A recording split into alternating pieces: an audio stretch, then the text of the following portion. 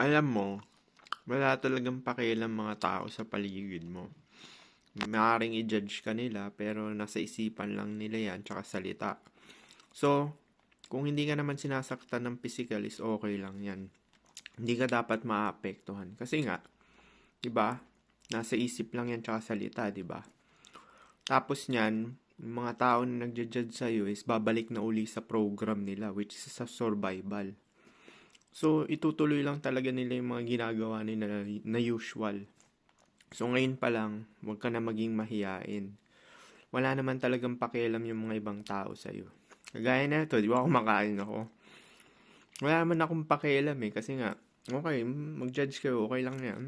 Reflection nyo yan, di ba, sa sarili nyo. So, ganun lang talaga yan. Wala talagang pakialam mga tao sa inyo. Self-interest lang talaga nila ang mahalaga. Actually, sa'yo din, di ba? Self-interest mo lang din talaga ang mahalaga. So, paano kung gusto mo ng ganitong video, mag-follow ka lang. Peace.